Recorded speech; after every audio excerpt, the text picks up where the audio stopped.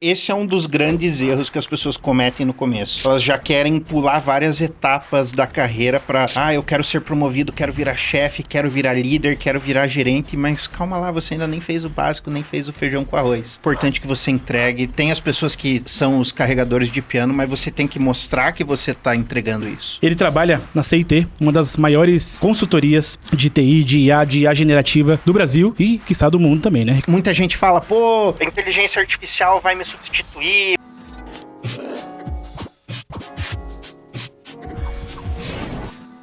Fala ninjas, tudo bem com vocês? Olha só, estamos estreando hoje um podcast incrível chamado Ninja Talks.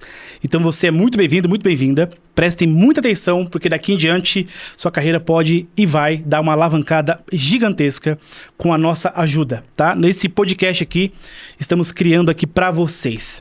Esse podcast tem um objetivo de não ser mais um podcast convencional, onde você assiste ali e de repente sai mais confuso do que quando começou, né, a assistir. Não, a ideia é que você aprenda, tenha insights valiosíssimos, que você consiga realmente colocar em prática aquilo que nós vamos te ensinar. Não é algo que é solto, com coisas genéricas, não. Esse podcast tem o objetivo de ser algo realmente ali, um plano de ação. Se você assistir esse podcast aqui e anotando assim, um plano de ação, você vai sair daqui com uma grande bagagem, uma lista poderosíssima para crescer a sua carreira. Hoje eu trouxe um convidado muito especial aqui de Curitiba, o nosso amigo Ricardo Odorzik. É um desafio difícil, sobrenome polonês. Odorzik. Mais consoante que vogal. Seja bem-vindo, cara. Prazer, Edinho. Muito legal mesmo ter você aqui. Bom, o Ricardo, cara, foi o primeiro que a gente escolheu aqui, não foi à toa. Então, obrigado primeiramente por ter vindo aí, cara. Beleza? Obrigado mesmo. Temos aqui um bate-papo bem interessante. Só para vocês terem ideia do peso do currículo desse cara aqui, tá? O Odorzik, né? O Ricardo Odorzik, ele trabalha na CIT, uma das maiores consultorias de TI, de IA generativa do Brasil e, quiçá, do mundo também, né, Ricardo? Então, ele é Head de Growth lá, ou seja, um gestor, um nível de gerente sênior, né? Vamos pegar assim, né? Uhum. Ou seja, não é pouca coisa. O cara, ele tem um grande currículo. Olha, vou ler aqui porque é muita coisa, tá? Então, que ele é responsável por parcerias estratégicas com a Microsoft, com a Databricks, com a Snowflake, lidera um time de crescimento, né, de data, né, de dados e IA para a América do Norte. Fera demais. Ele gerencia o Centro de Excelência em Data e Datas, né? Liderou projetos com custo de mais de 15 milhões de dólares. Ele vai falar um pouco mais sobre isso. Olha a pressão que esse cara teve e ele vai conseguir gerar aqui. Formação do cara é invejável. Então ele tem aqui graduação na UTFPR, em Engenharia Eletrônica de Telecomunicações, tem mestrado em também TI, em Gestão e Ciência, especializações e não acaba mais. Né? Então, ele saiu de uma carreira de desenvolvedor e ele está hoje aí num gerente sênior, head de growth, de uma das maiores consultorias de TI do Brasil e também do mundo aí. Beleza? Então, é sobre isso que nós vamos falar hoje aqui. Ricardo, queria que você se apresentasse um pouquinho antes, né? Falasse um pouquinho de você, um pouquinho da sua carreira, beleza? Como que surgiu o Ricardo, quantos anos você tem, quanto que você começou, como que foi, por que desenvolvimento, por que TI? Dá um parecer mais ou menos pra gente. Tá bom, bacana. Então, hoje eu tenho 36 anos, tá? Comecei minha carreira, eu tinha 18 anos só, então 18 anos atrás, né? Tô metade da minha vida aí no mercado profissional. Comecei com estágios na área de TI, né? Apesar de fazer engenharia, a gente tinha uma bagagem bem forte, assim, nessa parte de desenvolvimento. E eu acabei indo para TI porque era o conceito prático que a gente aprendia o mais cedo na universidade. Então, eu queria começar a trabalhar cedo, corri atrás disso e acabei sempre ficando nessa área, né? Sempre nessa parte de desenvolvimento de sistemas, né? Cheguei a mexer um pouquinho com hardware uma época, um pouquinho com inteligência artificial também, na época que não se falava tanto quanto se fala hoje, mas o core sempre foi software, TI, né, nessa linha. Então, me formei em engenharia eletrônica, mas, de novo, sempre acabei ficando nessa área de informática e no meu último estágio, antes de me formar, eu acabei indo para a área de gestão de projetos, tá? Uhum. Então, comecei já nessa parte de gestão de tecnologia já no meu último estágio, né? E meu primeiro emprego. Fiquei alguns anos nessa posição, depois fui mexendo com projetos também, trabalhar mais com a parte de gestão de processos, né? O famoso business analyst que eles falam, até voltar para a parte mais projetos, como gestor de projetos, gestor de programa, e hoje, né, nessa área de parcerias, gestão de desenvolvimento de negócios, né? Então, muito nessa linha. Trabalhei só em 2 empresas, né? Então fiquei quase 11 anos numa empresa de óleo e gás, grande aqui de Curitiba, né? Empresa multinacional global, mais da metade da minha carreira lá. E nos últimos 4 anos eu trabalho hoje na CIT, que é essa consultoria de TI, uma das maiores do Brasil, né? Então, essa é mais ou menos minha jornada. Também fiz algumas especializações, né? Fiz mestrado nessa vontade de, um dia eu gostaria de dar aula, etc. Então, acabei indo para essa linha. Acabou nunca se concretizando, né? Mas... Quem sabe aqui já é a primeira, né? Primeira fagulha aqui. Massa. Que legal. Pode ser, né? Quem sabe? Então... Massa. Legal, cara. E me fala assim, quais principais desafios que você enxergou no começo da sua carreira ali, né? Naqueles primeiros anos ali. Vamos pegar por estágios, vai? Um começo, no meio e agora, né? Então, quais principais desafios você teve para crescer aí na sua carreira, né? Porque você teve um crescimento bem acelerado, né? Você subiu ali de estagiário, enfim, em mais ou menos 18 anos, é isso, no total, para uma posição bem pesada, né, no mercado. Como que você fez isso? Enfim, fala dos desafios que você teve que enfrentar. Eu acho que uma coisa no começo de carreira que pesa muito é a questão da maturidade, tá? Hoje a gente sempre vê aquilo lá, vaga de júnior, vaga de pleno e vaga de sênior, né? E a gente vê pessoas muito novas, às vezes atuando como sênior já. Só que, assim, você ainda não tem aquela maturidade que você precisa para conseguir tomar, às vezes, decisões corretas, né? Você não tem aquela vivência, então acho que essa é a maior dificuldade no começo de carreira. Você nunca passou por uma situação assim, como que eu vou fazer isso? Não tenho maturidade para fazer isso, então acho que esse é um dos maiores desafios. Você acaba fazendo erros básicos e coisas como, por exemplo, atrasos, né? Perder prazo, fazer uma coisa assim, porque você é jovem, ainda não tem aquela maturidade, não sabe ainda o peso, o impacto que algumas coisas têm, né? E a outra coisa que eu acho que é muito importante no começo de carreira é que a gente só está indo no impulso, no fluxo, e a gente esquece de ver as regras do jogo. A gente não consegue entender quais são as regras do jogo. E isso muda de empresa para empresa, tá? Muda de ambiente para ambiente, time para time. Então, como que você consegue entender isso? E quando você não entende, começo de carreira, isso pega bastante. Pega demais, assim. E esse lance da maturidade, interessante, você falou. Como é que faz, na sua opinião, para uma pessoa que não tem muita maturidade, você está dizendo mais maturidade no sentido mais literalmente técnico, de decisões mais técnicas, ou de repente uma maturidade mais emocional, ou os dois? Eu diria que uma maturidade mais emocional, a vivência mesmo, sabe? Eu acho que maturidade técnica, ela vem com o tempo também, mas é uma coisa que você aprende, você consegue desenvolver, é uma hard skill, né? Se você treinar bastante, se você se empenhar, você vai ali e consegue. Agora, uma maturidade que é de vivência, que é uma situação, né, que é algo que é o próprio corpo, fisiológico, o organismo mesmo. Você vai amadurecendo com o tempo. Coisas que eu gostava e pensava e queria fazer há 5 anos atrás, 10 anos atrás. Hoje, depois dos 30 e poucos, eu já não quero mais. Então, você muda algumas prioridades, você amadurece com a vivência, né? E como que o cara consegue alavancar essa maturidade mais emocional? Porque muitas vezes é pela pressão, né? É pela um feedback às vezes mais pesado, uma expectativa não correspondida. Como que a pessoa que você acha que consegue dar, ou o que aconteceu com você, né, para conseguir alavancar logo essa maturidade ali? É a experiência mesmo?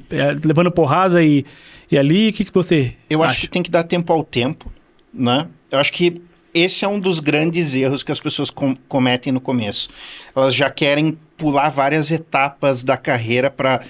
eu quero ser promovido, quero virar chefe, quero virar líder, quero virar gerente, mas calma lá, você ainda nem fez o básico, nem fez o feijão com arroz, né? Eu acho que os tropeços da vida, os tropeços da carreira, os nãos que você leva, isso aí são as coisas que ajudam nessa parte de maturidade, né?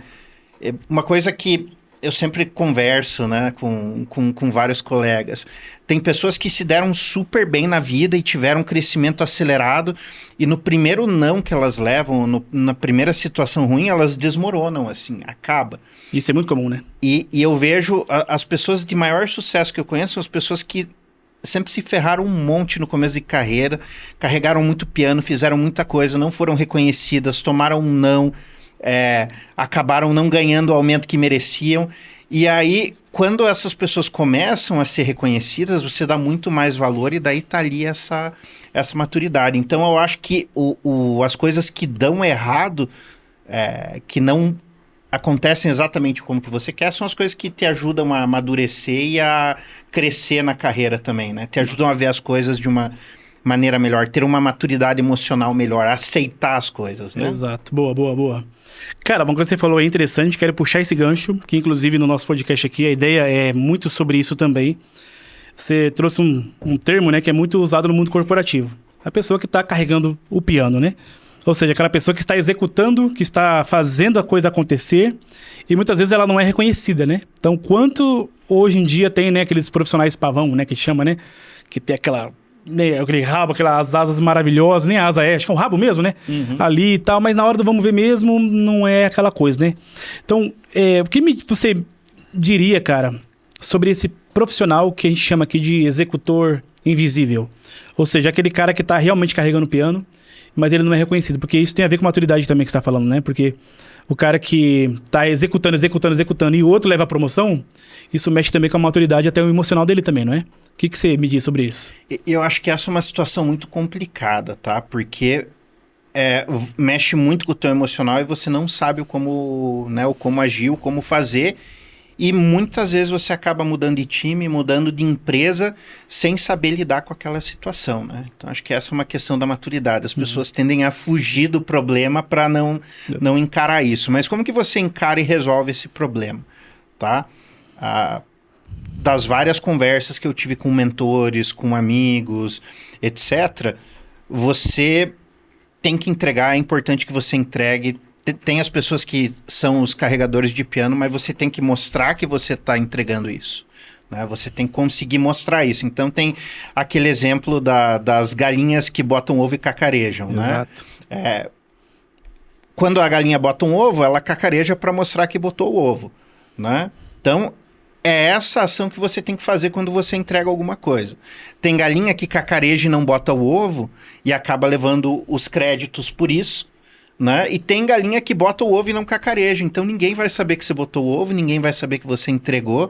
E eu acho que, né, essas são as características que você tem que ter, né? Saber fazer um bom marketing pessoal, né? Mostrar, entregou alguma coisa legal?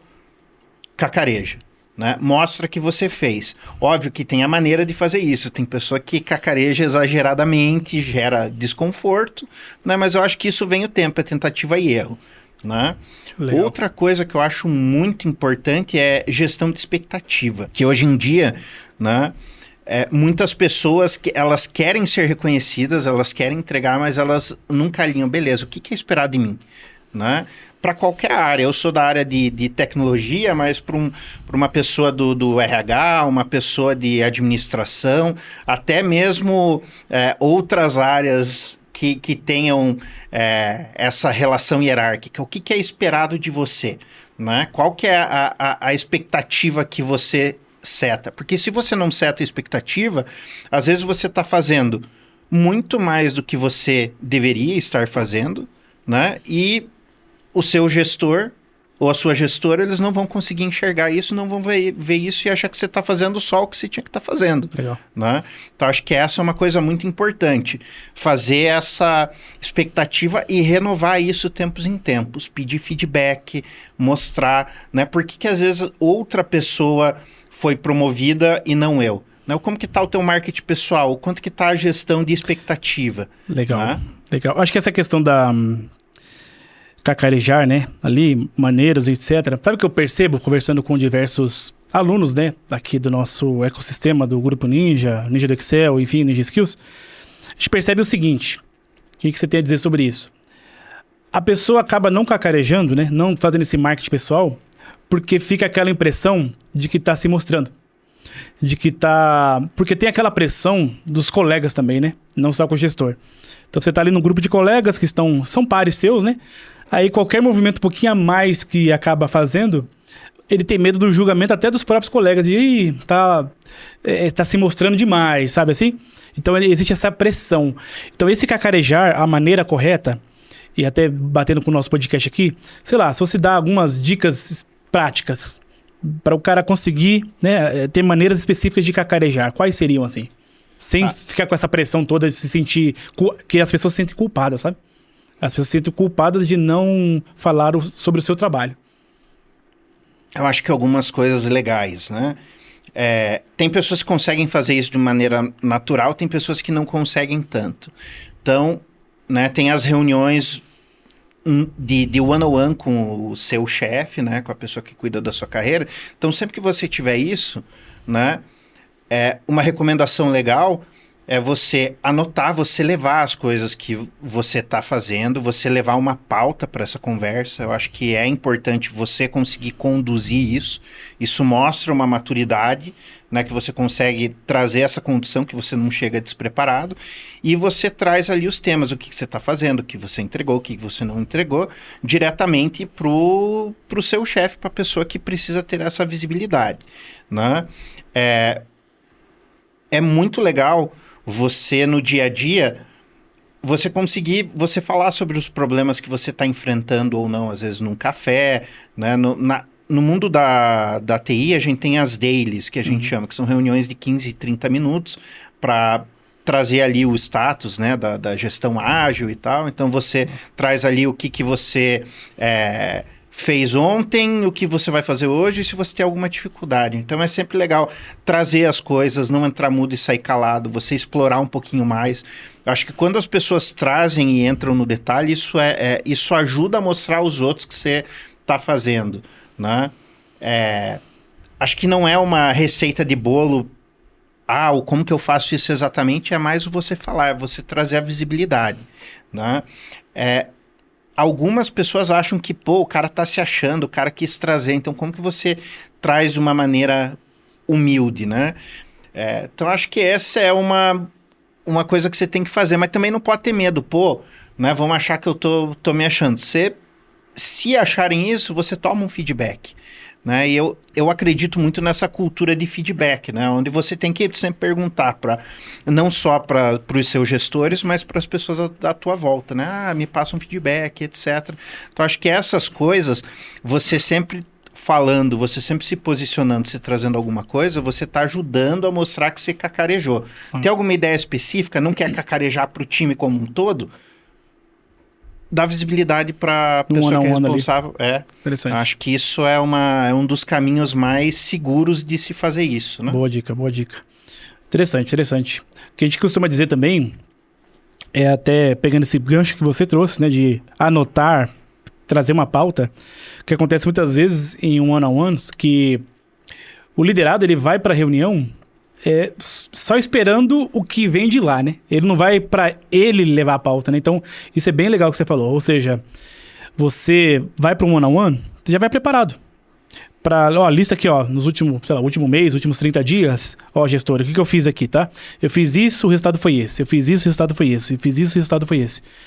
Do que só ficar na retaguarda, vai ter um one-on-one, meu Deus, vai ter... Porque no Brasil, feedback é sinônimo de...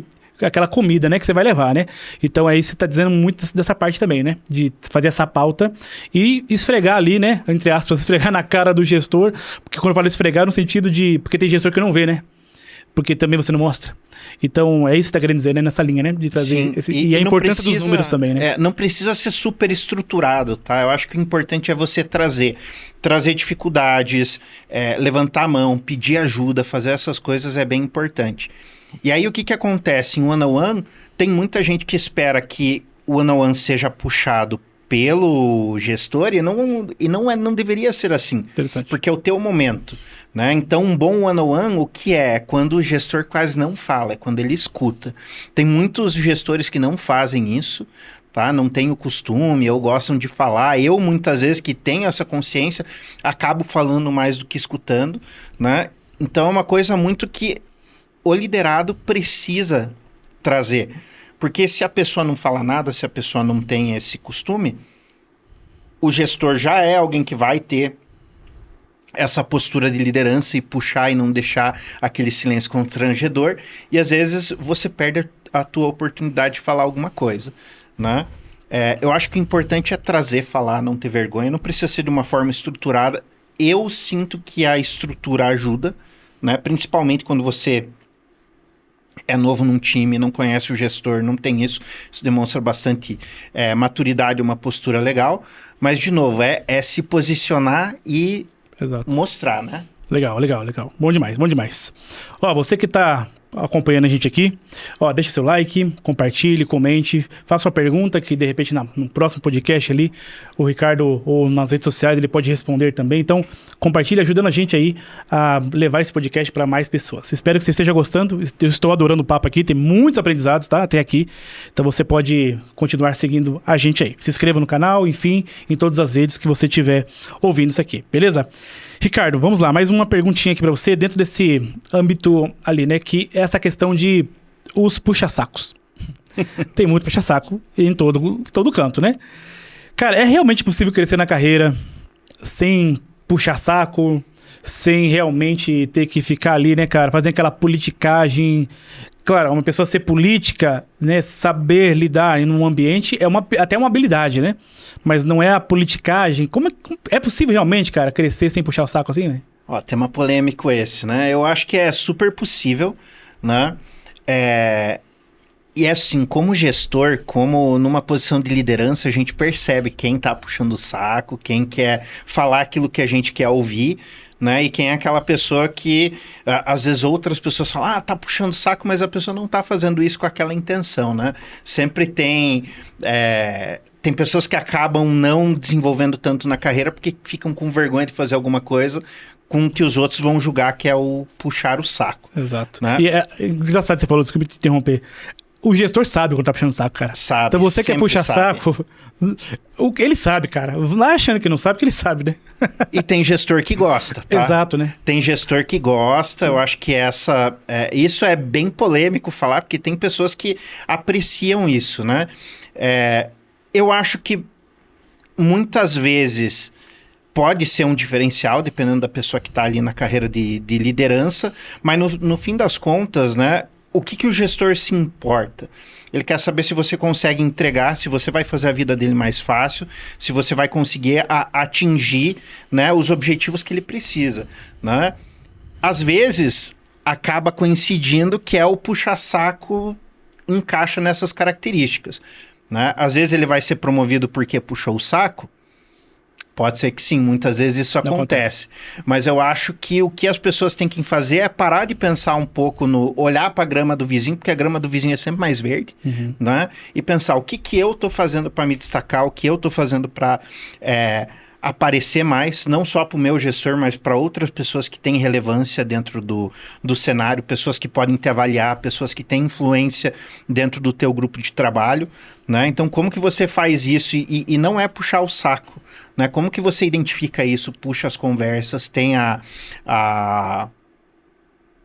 né? Tem a manha ali de aparecer, mostrar que você está fazendo alguma coisa porque os chefes mudam, né? Você pode estar num time e os chefes mudam com o tempo. Como que você consegue fazer essa mudança e se adaptar ao chefe, né? Isso não é puxar saco muitas vezes, é você conseguir se adaptar. Se a pessoa gosta de uma coisa específica, por exemplo, eu tive um gestor que ele não gostava da cor roxa.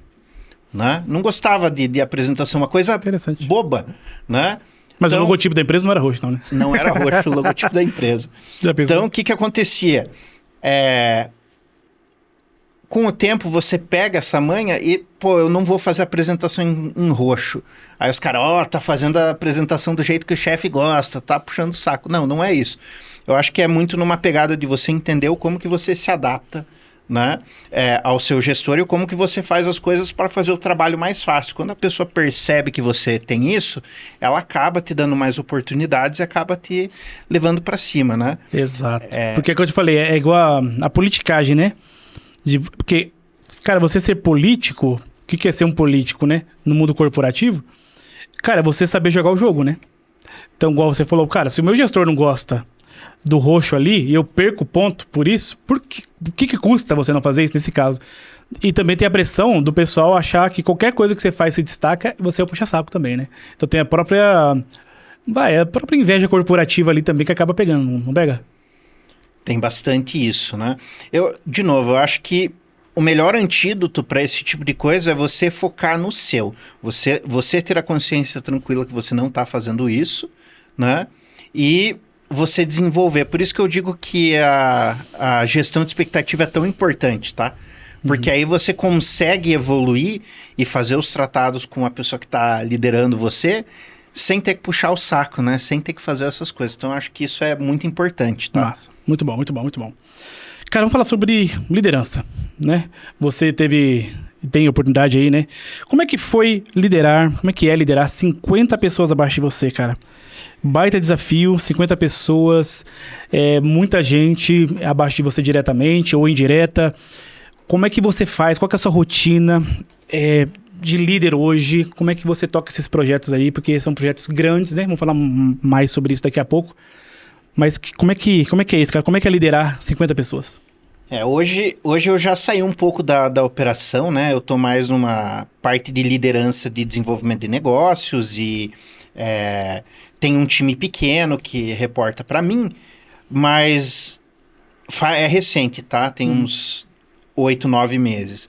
Até então eu tava nesse projetão grande com 50 pessoas mais ou menos, e o engraçado é que a gente começou com um time de 5 pessoas e ele foi crescendo e chegou até esse tamanho de 50 pessoas, né? Era um programa, na verdade, né? Tinha vários projetinhos abaixo dele e o máximo de reporte direto que tiveram ali comigo foram 20 e pouquinhos, tá? E aí fica muito complicado, porque pense bem, né? Se eu conversar com todas essas pessoas 1 hora por dia, toda semana, Nossa. 20 horas que você gasta toda semana trabalhando nessas conversas. Então, o que acontece quando você tem muitas pessoas abaixo de você, você tem que garantir encontrar uma frequência certa para falar com elas e garantir que você não fica muito distante de ninguém, nem muito próximo de ninguém. A ponto de chegar numa reunião no one-on-one e não ter assunto, porque, né, vocês já conversaram tudo que tinha para conversar.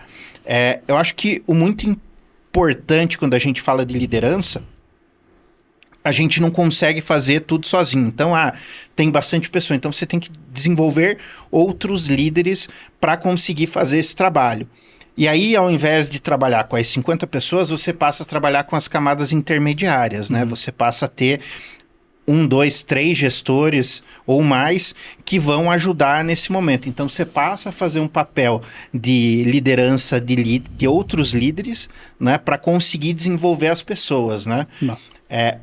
Muitas pessoas não querem largar o osso dessa...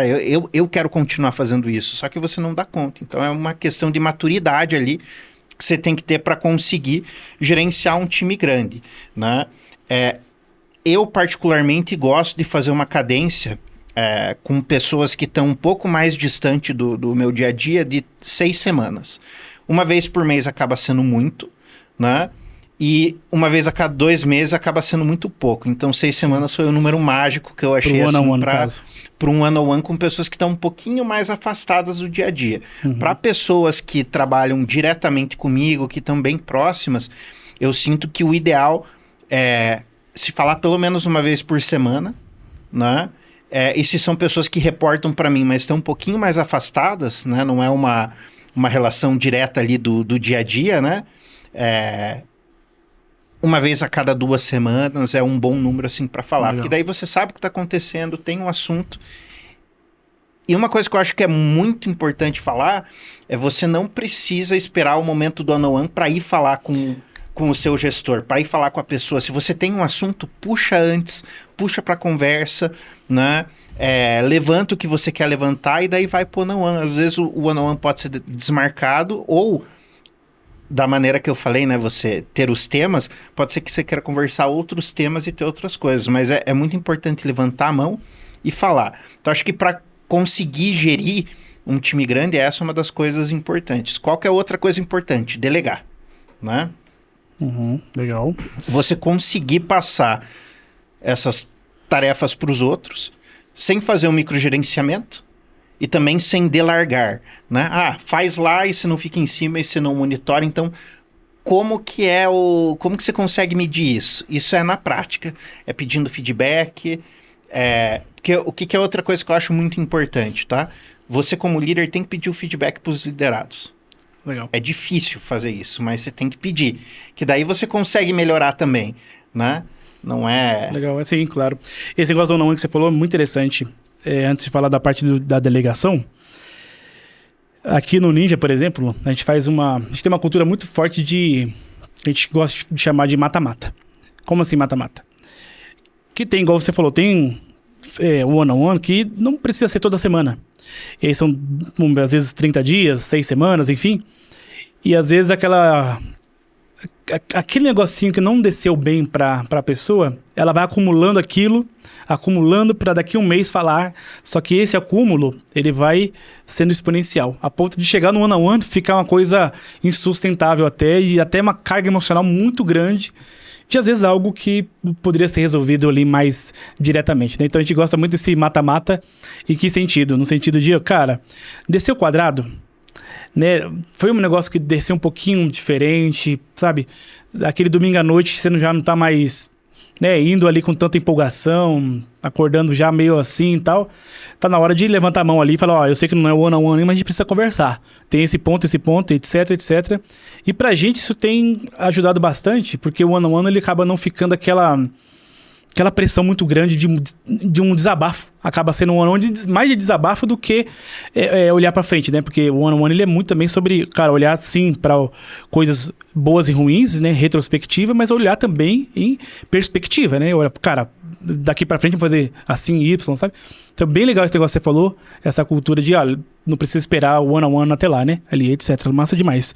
Essa parte do legar e delargar, cara, isso aqui é bem legal. Queria que você falasse um pouquinho mais o que para você é o delegar, o que é o delargar, dentro desse contexto de liderança. Então, assim, eu acho que você pode passar, né? Qualquer atividade que você passa, né? Você tem que fazer essa delegação de atividade. Você tem que ter um monitoramento e dar um suporte. Você não pode deixar a pessoa sem suporte, né? Faz um relatório para mim, né? E esquece a pessoa e deixa e não dá o suporte, não tá ali para auxiliar. Não significa que você tem que pegar a pessoa pela mão, mas você tem que, às vezes, ter os pontos de controle, de contato ali para... e aí, tá conseguindo, não tá? Quer ajuda, não quer? É muito importante, tá? Para os profissionais também levantarem a mão. Eu acho que levantar a mão é uma das coisas mais importantes em qualquer momento da sua carreira, né? Você sente que a pessoa delargou algo, não está dando atenção, ela está confiando na sua capacidade ou ela só espera que você chegue e faça, levanta a mão e pede. Então, acho que é muito importante você, como gestor, tentar fazer isso. Muitas vezes a gente está super sobrecarregado, a gente não tem o tempo para ficar, a gente delegou 50 coisas, a gente não consegue ficar cobrando cada uma, indo ali, ver se está indo tudo bem, por isso que é importante as pessoas levantar a mão, mas é importante a gente também não esquecer completamente, né? Tem que ali dar orientação, não só delegar, dar orientação do que você espera, de novo, gestão de expectativa, o que você espera com aquele resultado, né? E eu acho que colocar o que você espera é algo depois acho que a gente vai falar um pouquinho de IA, né? É você trazer, hoje a IA tá mostrando pra gente que, cara, você para conversar com uma IA, você tem que saber o que você espera, o resultado que você quer. Então, como que você traz isso pra pessoa, delega? Você tem que conseguir colocar ali nas palavras práticas, né? Nossa. Por outro lado, às vezes você delega e você não deixa a pessoa fazer, você não dá o espaço, não dá a liberdade, fica muito em cima. Eu entendo que tem cenários e cenários, tem cenário que a gente tem que fazer isso, as pessoas não gostam, mas a gente precisa fazer, seja porque a gente está sendo cobrado por isso, ou porque é algo muito crítico, ou porque a pessoa já pisou na bola uma vez e a gente quer garantir que ocorra tudo certo, mas assim, tem que se policiar também para dar o espaço para a pessoa conseguir fazer do jeito dela. Então acho que é muito medir. De novo, eu vou falar de feedback. Pede feedback. Eu acho que se você tem ciclos de coleta de feedback 360, né, usa o one-on-one para isso, né? Pergunta para o seu liderado, pergunta para o seu líder, e daí eu acho que você consegue balizar isso. Se tem algum ponto que às vezes você quer saber da questão de delegar, né? Pergunta para o seu líder se ele acha que você está delegando, se você está conseguindo delegar ou não, ou pergunta para os seus liderados se eles acham que está legal essa dinâmica de delegar, se eles querem mais suporte ou não. Então acho que é muito nessa pegada, tá? Massa, bem legal, bem legal. Muito bom, cara. Uma outra dúvida também sobre liderança ainda são essa transição, né? Para você virar líder, ou a pessoa que acabou de virar um líder ali. Você já tem experiência bem interessante com isso. Que dica que você daria pro líder de primeira viagem? Acabou de virar líder pela primeira vez. O contexto basicamente é esse, né? Muitas vezes, né? A pessoa está na empresa, ela vai crescendo com os colegas ali, os pares, enfim. Ela tem um tipo de comportamento com essas pessoas, né? Os pares. Aí ela vira líder, aí o comportamento dela tem que mudar, né? E muitas vezes do dia para a noite. Então, que dica que você dá para esse líder de primeira vez, né? Ali, tanto internamente nesse contexto, mas também, mudei de empresa e eu não era líder, eu era, sei lá, um sênior, e agora eu estou numa empresa nova como primeira experiência como líder, né? Quais são as experiências que você gostaria de compartilhar aí? Tá, bacana. Eu acho que uma coisa muito importante, que eu acho que é o maior choque para quem passa de uma posição de contribuidor individual para uma posição de liderança, quando você é um analista, você tem muito claro quais são as suas entregas, né? Você sabe que é um código, é um relatório, é um post, é uma arte, é algo nesse sentido. Você tem muito concreto que você entrega. Quando você passa a ser líder, o que muda é que você não tem mais algo tangível, que é o valor que você agrega. Você passa a entregar resultado através dos outros, através das outras pessoas. E eu vejo que isso é um choque em todo mundo, ou na grande maioria das pessoas que passa para essa questão para essas posições de liderança, porque você traz uma síndrome do impostor de eu não estou entregando nada, eu não sou tão bom, eu não estou conseguindo, né, fazer um bom trabalho, porque a gente está acostumado a ter uma entrega tangível. Lógico, tem alguns pontos que a gente vai conseguir tangibilizar a entrega, mas 80%, 90% do que a gente tem que fazer é orientar as pessoas, conseguir fazer um planejamento estratégico, um planejamento tático, para conseguir que os teus funcionários, as pessoas que você está liderando, consigam agregar valor, e o melhor valor que eles conseguem. Então, é muitas vezes uma conversa de desenvolvimento de carreira é o que vai ajudar a entregar o valor, né? Você vê que a pessoa está patinando em uma task específica, você sugerir de trazer alguém do time para ser um mentor, né? Você tentar ver, essa pessoa não é tão boa nisso, mas ela manda muito bem naquilo ou tem potencial naquilo. Direciona ela para fazer aquilo que ela tem potencial. Então, acho que você, como líder, aprendeu como que você entrega valor através dos outros, né? Ou como que você desenvolve a pessoa para ela entregar mais e atingir os objetivos, né? É você também conseguir fazer as cobranças, ter as conversas difíceis, porque ser líder não é só a parte boa, né? Ser líder tem a parte...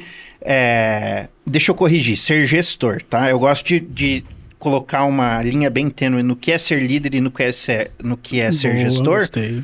porque qualquer nível, qualquer posição hierárquica pode ser um líder. Líder é comportamento, tá? Liderança é comportamento.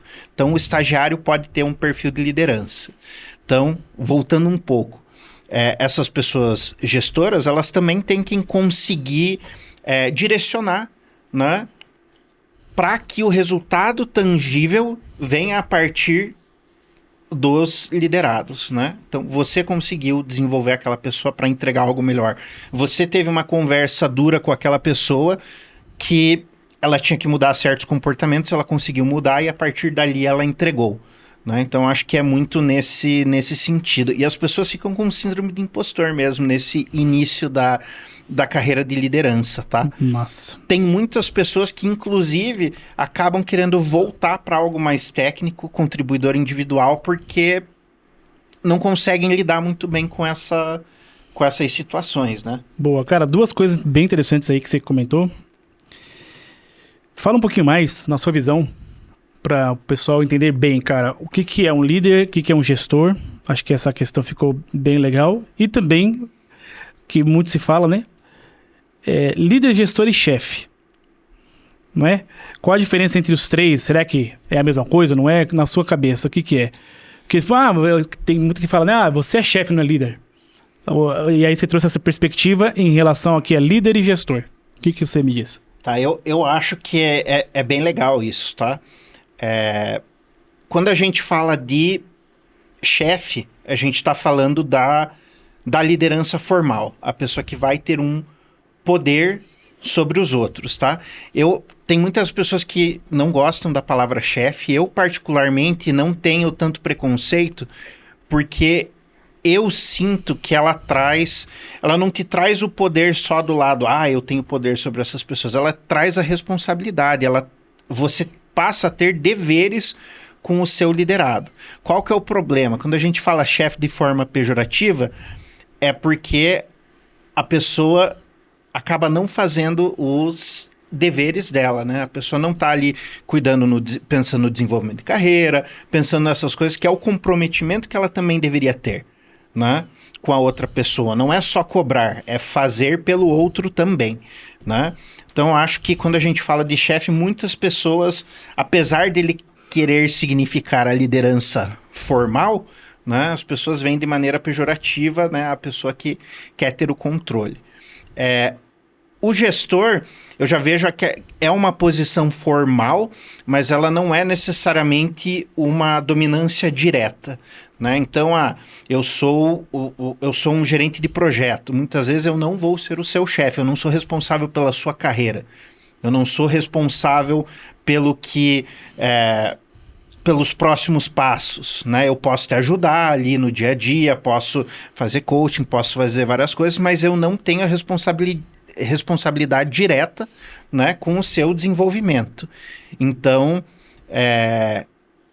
mas eu tenho a responsabilidade direta com as suas entregas, com a entrega num projeto, com... Parte técnica. Exata. Não necessariamente técnica, né? Mas é uma entrega. Você é responsável por aquela entrega, você não é responsável pela pessoa. E o líder é aquela pessoa que inspira, né? Eu acho que o líder é muito mais ligado a comportamento. Então, aquela pessoa que sabe inspirar, que sabe se posicionar, que sabe puxar, né?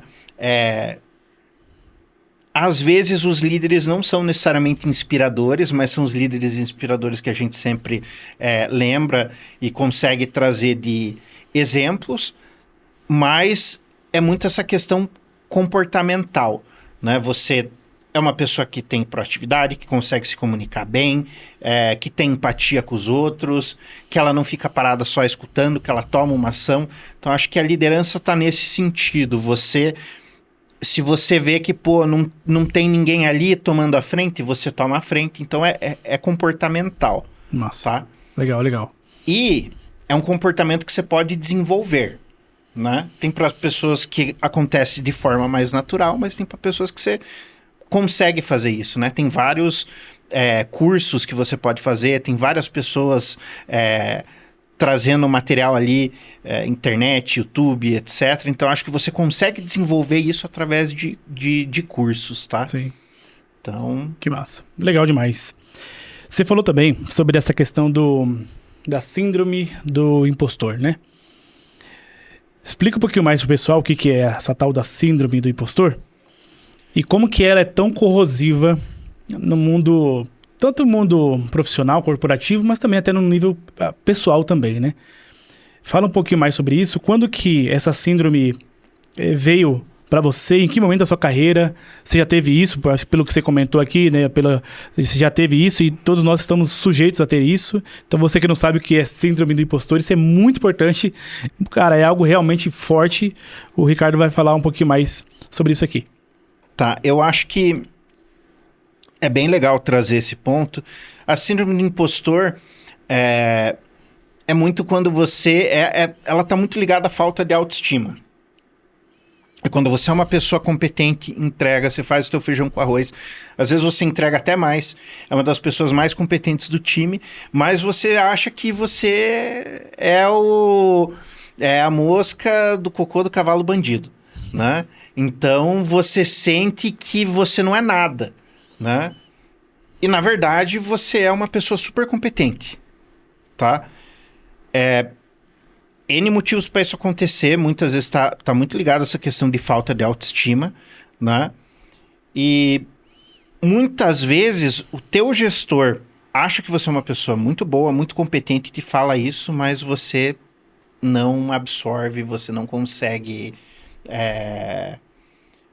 Você não consegue trazer isso, e isso pode gerar depressão, isso pode gerar posteriormente resultados ruins, porque você vai achando que suas entregas não são boas, você vai diminuindo produtividade.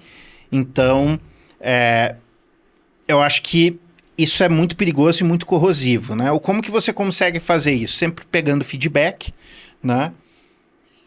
Só que muitas vezes só o feedback, você pegar feedback positivo não basta. Eu acho que é um trabalho individual que você tem que fazer. Muitas pessoas buscam terapia, né? Eu acho que isso é importante para todo profissional, Com todos os níveis hierárquicos.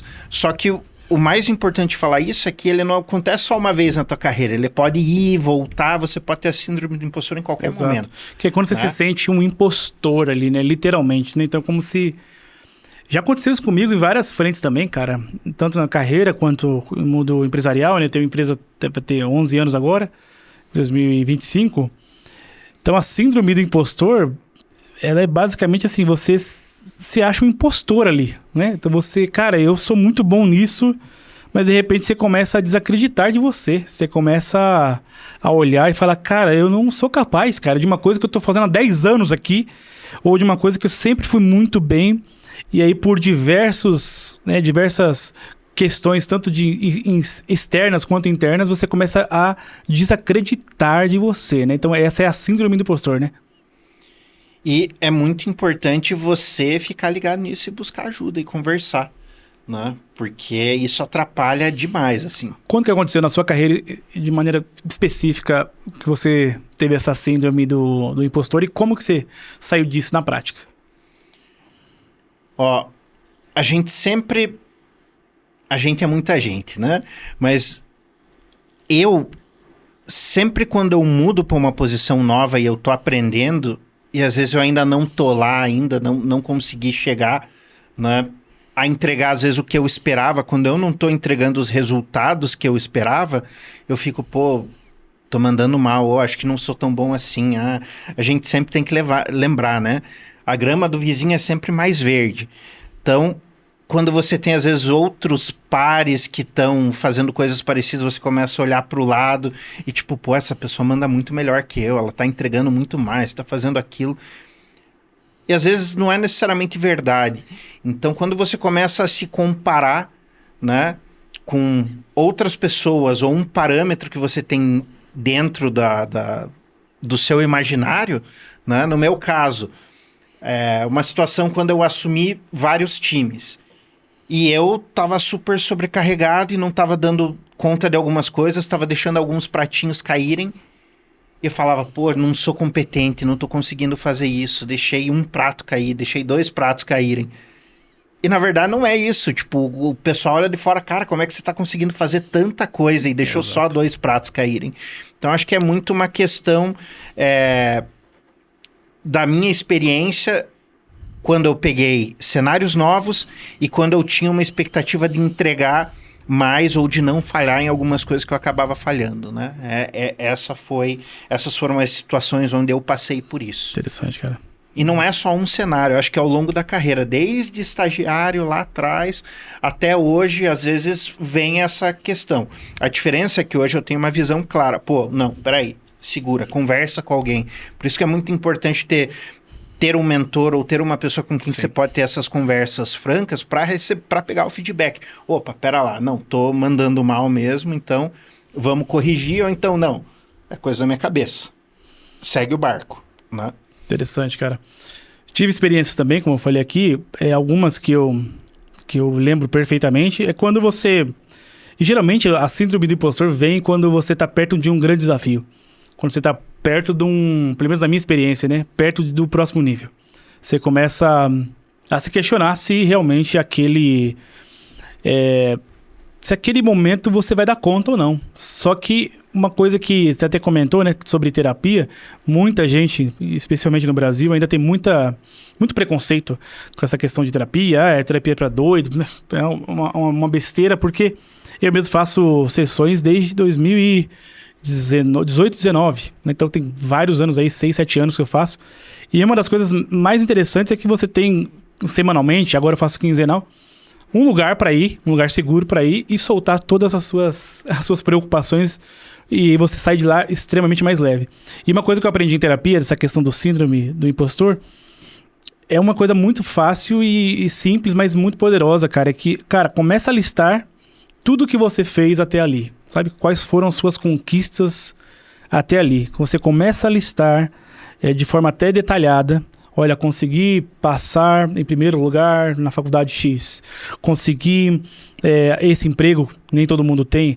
Consegui ser promovido em X. Consegui o resultado Y. Você começa a listar isso, sua autoconfiança volta, assim. Pelo menos é um exercício que eu faço.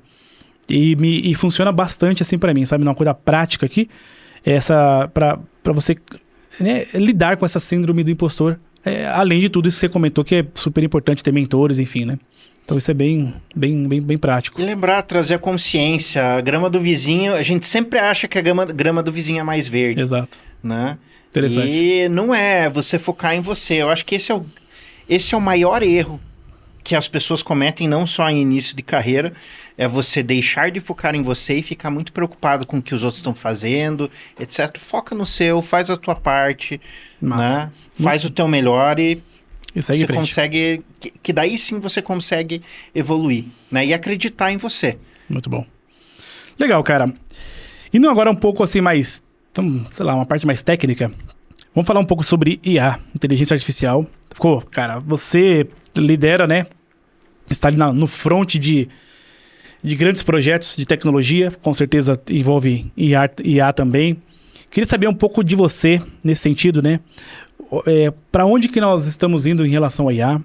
O que você acha que a IA é hoje em dia para quem está querendo crescer na carreira?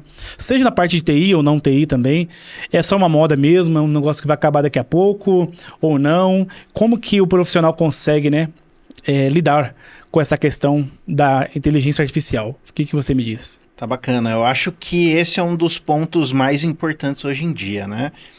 Eu trabalho diariamente com essa parte de dados e inteligência artificial, né?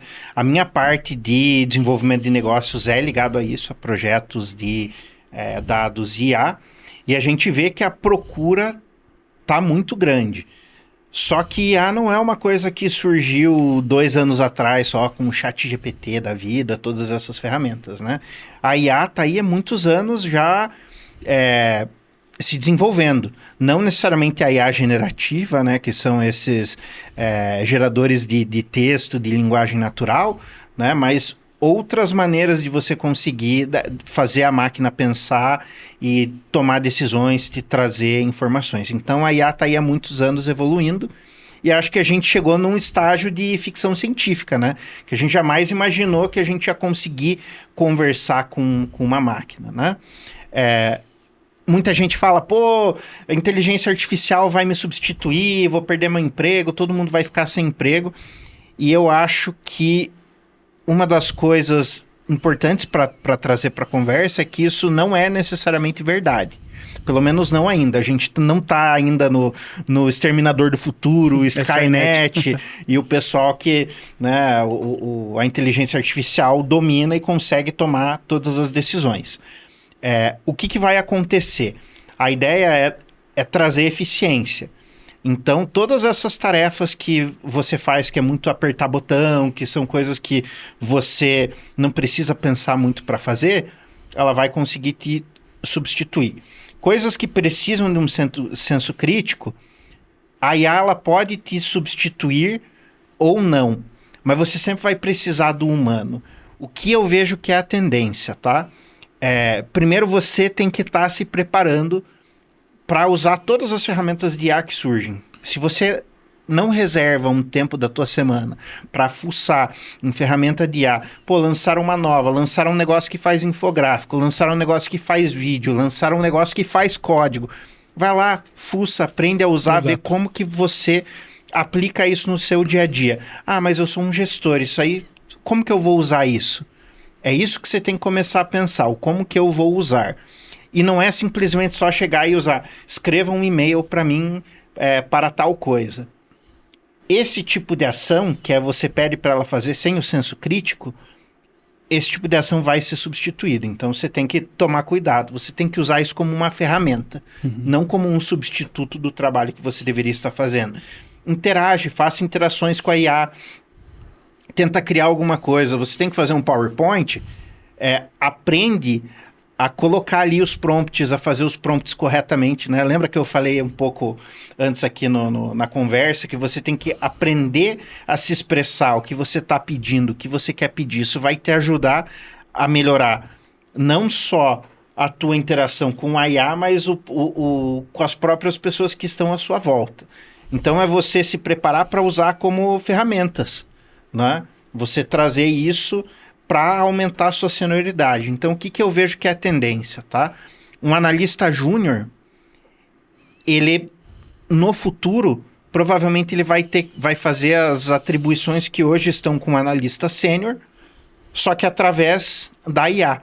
Então, ele sobe um pouco a senioridade, né? Ele sobe um pouco o nível das atividades que ele está fazendo, né? Então, eu sou um desenvolvedor.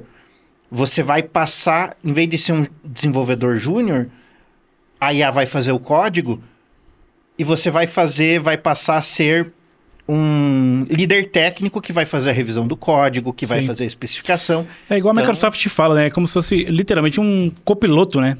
É um copiloto seu ali, né? Que vai usar. Interessante. E você acha assim, ó, vamos lá.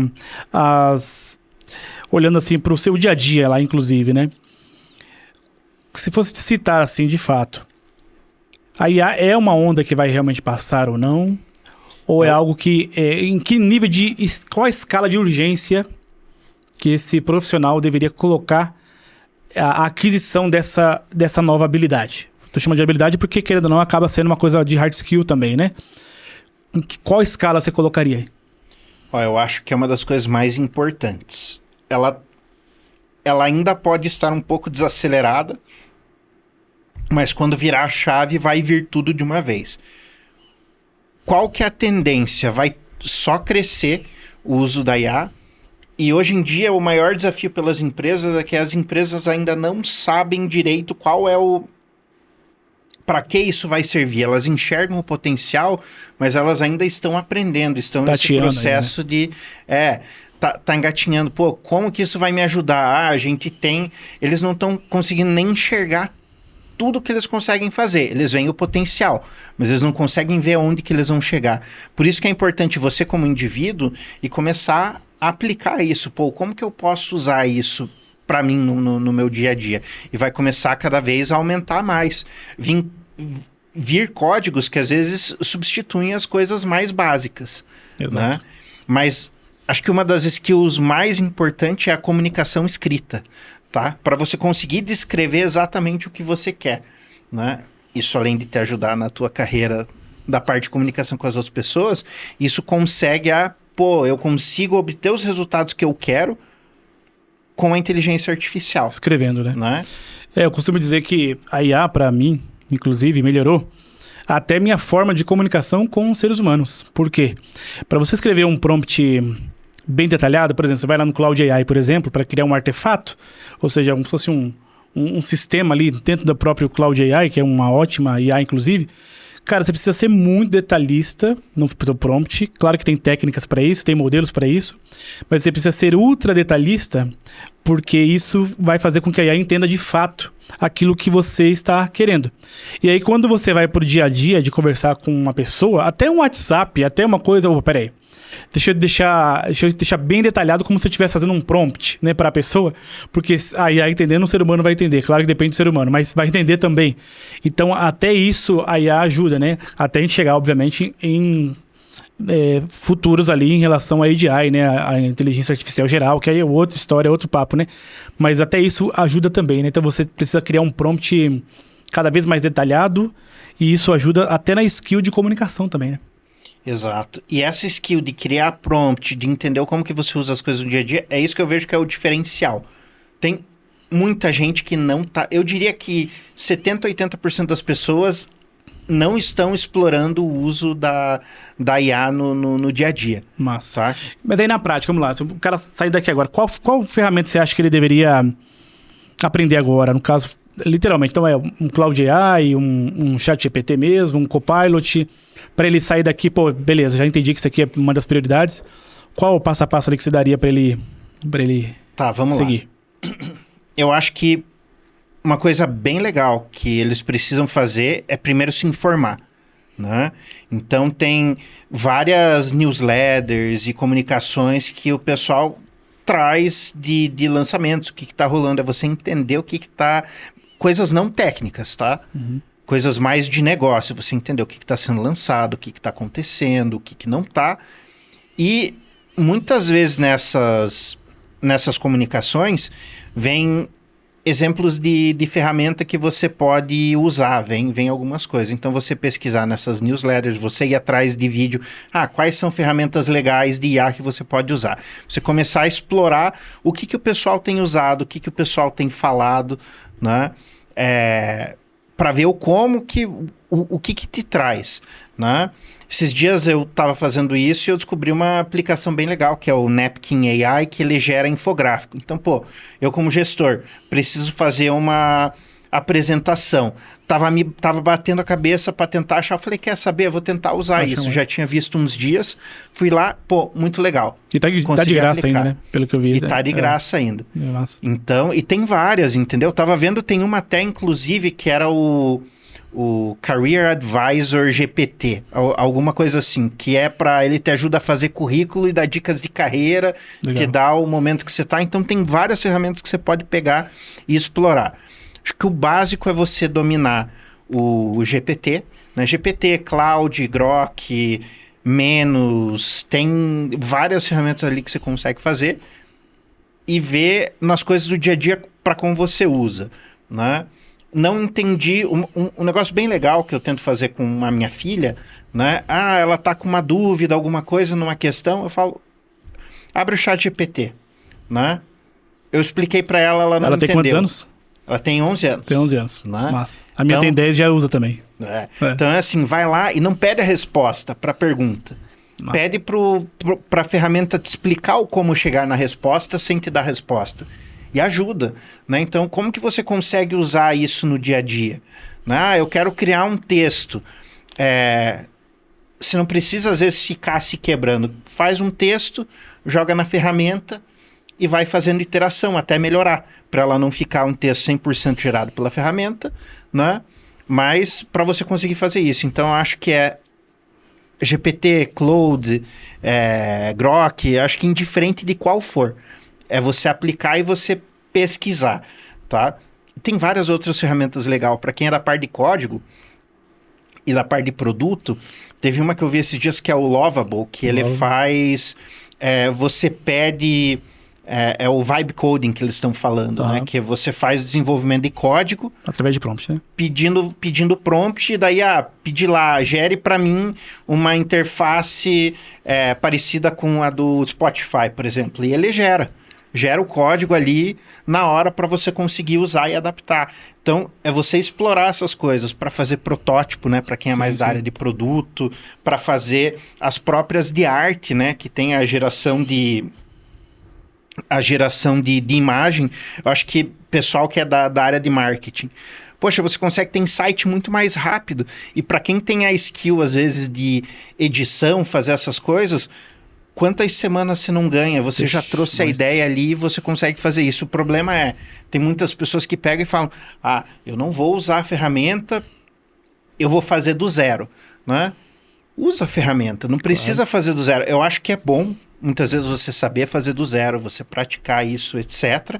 Mas você tem que se adaptar e usar isso para melhorar o seu dia a dia de trabalho, né? Impulsionar você, né? Exatamente. Sabe que a gente tem uma formação aqui, um curso de IA, né? IA na prática. A gente ensina as pessoas a saírem do absoluto zero e alcançar níveis bem consideráveis no crescimento de carreira, no dia a dia, com IA, né? O que a gente recomenda bastante, inclusive, ali no curso. Edson, eu não tenho dinheiro. O que eu faço? Porque, de repente, pode ser a realidade de alguém que está assistindo aqui. Tô no começo de carreira, cara, tá apertado, eu preciso aprender IA e não consigo. Você tem algumas opções gratuitas, que, por exemplo, você tem a DeepSeek. Aqui na descrição a gente pode deixar todos os nomes certinhos, os links, tá? Do que a gente tá falando aqui. Você tem a Qwen também, que é muito interessante, do Alibaba, que é QWEN, muito boa, tem um poder muito forte, parecido com o GPT, e é 100% gratuito, que você consegue fazer muita coisa legal. Agora, tem um recurso ali, cara, que é mais ou menos uns R$100 mês, na época que a gente tá gravando esse vídeo. Acho que o GPT ali é o canivete suíço ali, sabe? O chat GPT pago, a versão Plus, né, que é uns $20 mensal aí, R$99 por aí. E você consegue fazer um estrago muito grande, né? Claro, para quem é empreendedor, que tá assistindo a gente aqui, tem um recurso maior, iria ali para o trio que eu gosto bastante, né? Que é o ChatGPT, o Cloud AI e o Grok. O Grok eu tenho gostado muito, cara, ultimamente. Você já chegou a mexer no notebook LM da Notebook da LM Google? maravilhoso. Nossa, Eu acho que é muito demais. legal porque ele traz Compila o contexto, tudo, né? Ele traz o contexto.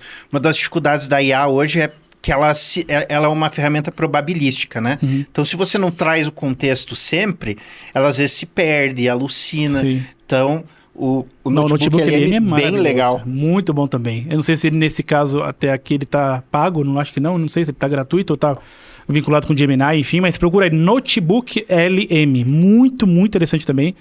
E tem os nossos cursos aqui também, se você quiser, na descrição tem várias informações sobre isso também, mas acho que assim, IA, cara, é algo, como você falou, cara, é top 3, de repente, de skills que hoje em dia a gente precisa buscar e não deixe isso para depois, porque o negócio, assim como o Ricardo falou, você pode até achar que está lento, mas quando vira de vez. E aí a curva de aprendizado é muito grande, né? Então, você tem quantos anos, Ricardo? 36, né? 36, minha idade, então. Por exemplo, a gente passou pela internet de escada, né, cara? Basicamente, né? O WIG ali, você baixa aquele provedor, 56 kbps, né? Na partir da meia-noite, né? Porque pagava um pulso só, né? Não é isso aí? Aquela correria. Olha o tanto de transição que a gente viu, que a gente viveu, né? E a gente percebe que, você acompanha a transição, você tem mais vantagens. Porque quando vira de vez, quem vem por último, né, acaba tendo muito mais dificuldade para aprender, porque muita coisa já passou, e você tem que aprender muita coisa. Então, quem está assistindo agora nessa época do ano, que a gente está gravando esse vídeo, dá tempo ainda, vale a pena, né, correr atrás agora, porque eu vejo que ainda está no começo, a gente tem muita água para rolar disso aí, cara. E vai mudar muita coisa, né? É um negócio exponencial. O pessoal ainda tá... Todo mundo vê o potencial que tem, mas as pessoas ainda não sabem direito o que você precisa. Então é você se provocar. Como é que eu uso? Como é que eu faço? O que tem de novo? O que não tem? E a gente não gasta tempo. A gente não gasta tempo com isso. Não reserva 30 minutos semanal para estudar isso. Não precisa nem ser diário. Faz uma vez por semana. A gente não tem esse hábito.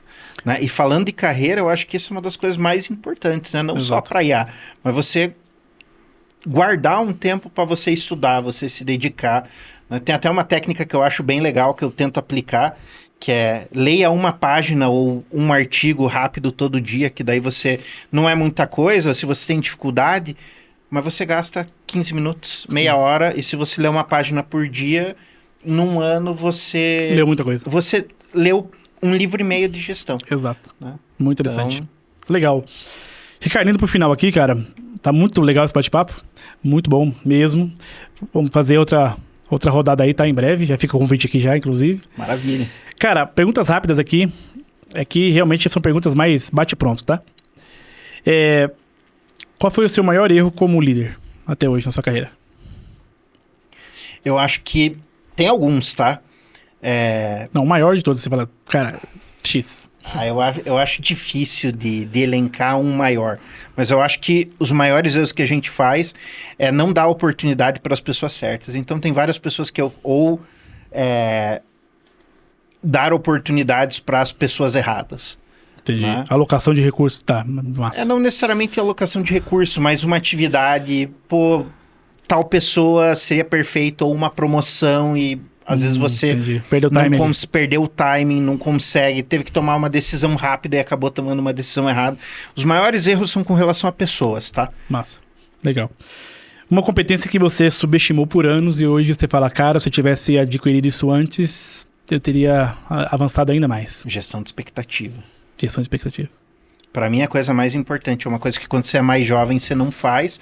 E quando você vai aprendendo as regras do jogo, você vê que é essencial. Massa. Além do salário, como que você mede seu crescimento?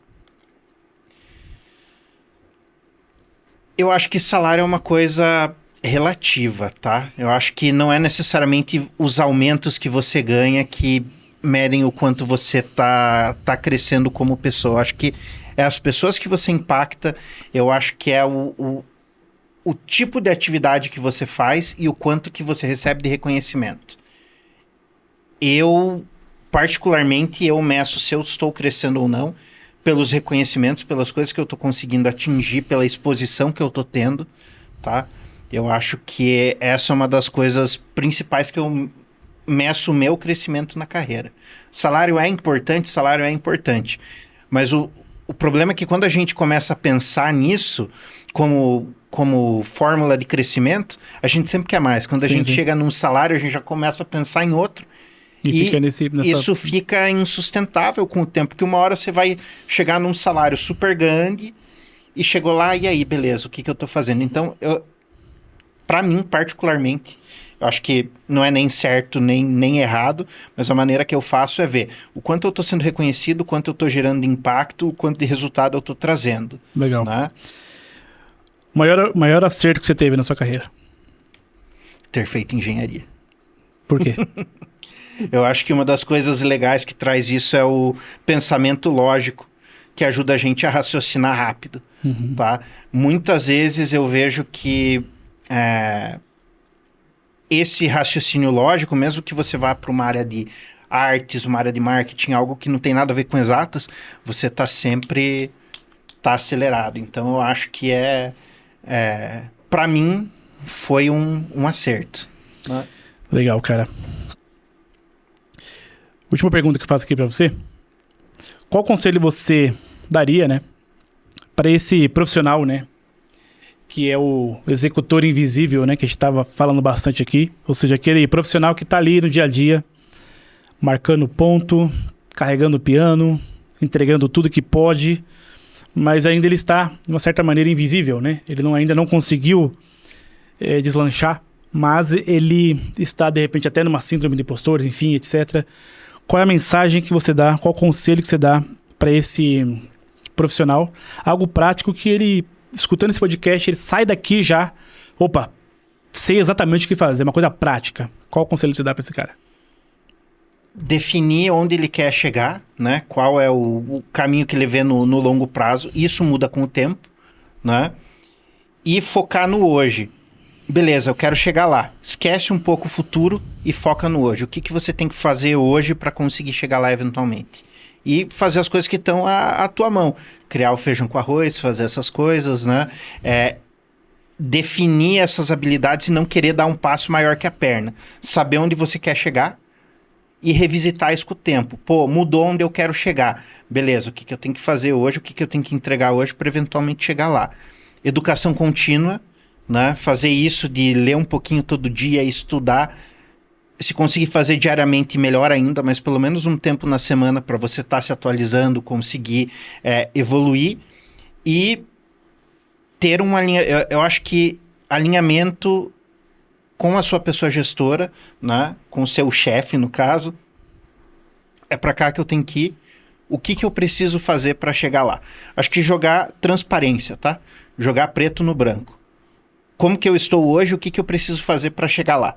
Quando você traça, quando você sabe onde você quer chegar, você estuda e se desenvolve para isso, e você faz um alinhamento com transparência, que você deixa bem claro e você sabe bem claro o que, que você precisa fazer para chegar, né, para ir para a próxima etapa, você consegue, você deixa de ser só o carregador de piano e você começa a se destacar. Porque se você não tem esse alinhamento, né? Ou melhor, se você tem esse alinhamento e você, putz, a pessoa me falou que para eu evoluir, eu tinha que fazer XYZ.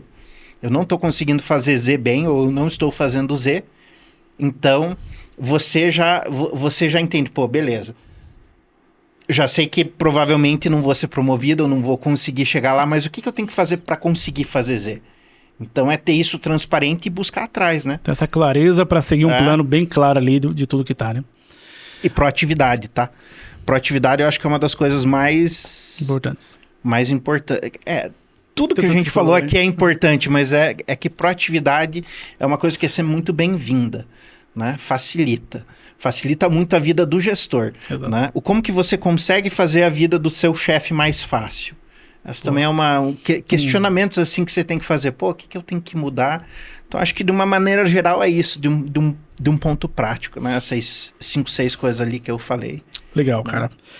Cara, indo pro finalzinho aqui, muito bom, muito obrigado, muitos aprendizados ali. Vou até rever bastante coisa do que a gente falou aqui. Muitos insights, tá?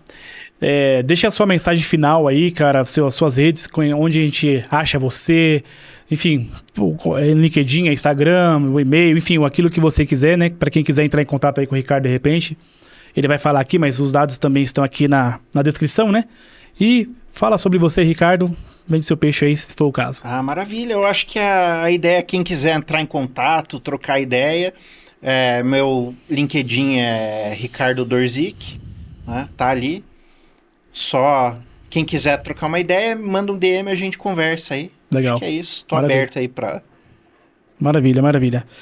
Muito obrigado. Gente, esse aqui então é o NinjaCast. É uma pitada aqui do que a gente tá fazendo para vocês, trazendo pessoas do mundo real, trazendo pessoas que estão ali no dia a dia, fazendo acontecer. Como eu disse para vocês, né, não é um podcast onde a gente tá falando só coisas abertas, não. A ideia é que aqui, se você parar para analisar tudo que a gente falou aqui, tem coisas muito práticas aqui, tem coisas bem específicas que você consegue de imediato, né, botar em prática, tá bom? Então, se inscreva aí no canal, não sei onde você tá vendo isso, se é no YouTube, se você está vendo isso no Spotify, enfim, em algum lugar, se inscreva, siga a gente, comente, mande para os grupos do trabalho, por exemplo, né? Muitas vezes a gente manda mais meme do que coisas úteis, e uma das coisas importantes aqui também, porque aumenta o seu nível de marketing pessoal, é também compartilhar coisas legais, coisas importantes que fazem as pessoas crescerem, tá bom? Nos vemos num próximo episódio. Então você que está buscando aí crescer, você que é um profissional aí, um executor invisível, esse podcast é feito para você. Tá na hora da gente virar essa chave e transformar você num protagonista que você merece. Conta com a gente, os nossos contatos estão aqui embaixo, você pode acessar nosso site também, tem várias formações, cursos, enfim, tanto hard skill quanto soft skills também. Então você pode acessar e falar com a nossa equipe agora mesmo, se você quiser. Grande abraço, Ricardo. Mais uma vez, cara, obrigado aqui. Tamo junto. Eu que agradeço. Até a próxima. Fica o convite aí para fazermos mais uma rodada aí, beleza? Maravilha. Valeu, gente. E até a próxima. Nos vemos no próximo episódio.